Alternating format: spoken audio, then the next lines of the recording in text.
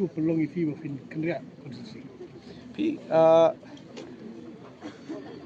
hoi kata ka ba sutunat jingkeli kajubab jungi kalong kumni hadin ka jingklat kindit no jeng ba he latiblang hau benai September arja kusau kala penlong yi babun ki rang ba kilong kemi ki samla ban wan ban kenjok kedien ban kentu yangi ban wan yakun no nanong pemai kadau balai yanga la he la san la kha hapok se kabadeka konstitusi no pemai te ngala hakabaninkong jeng syanga kentaj ngomba kala syakri kat tui ka son kamol kene konstitusi ngakwa ibn beteng lei kala dan sidan jing penbot te syua ban syimi karai ngala kendu syua kat tu kat niki nong ilam te ndalai kendu ngi sa syim ya karai ban wan yakun bat syua ban le kata kum ka akor brio ka pengidon nakal yang kajungi ngile ban kenjok ketien ya i men jong i ba he la diblang ba kay kasam ba ilok ikurim te ban pentip ya kata ka jing temu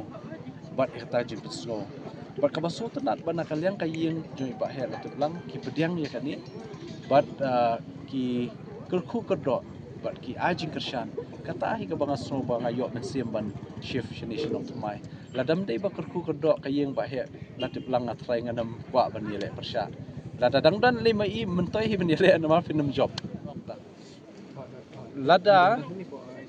lada ki pajpa nong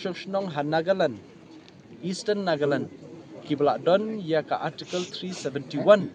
ki dangwan ya kendu yangi ban ong ki kwa sik schedule to ya bishar la ni mafi ka eka jing trekam ka eka jing don kam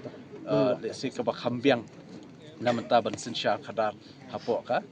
ka ri ka jongi te tang ka wei hakani amendment juga jongi ru ni labu bada kumno baka para 12A kanam dei bendan syu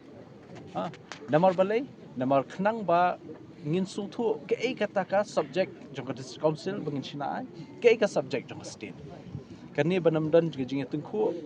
ban ya dan la ka jong ka jinge buram kani ro dekawe ka benta ka ba dan kam hapo kani ka amendment ba para 12A should be removed in respect with the concern of Maghera or the Khasi Hills and Jati Hills.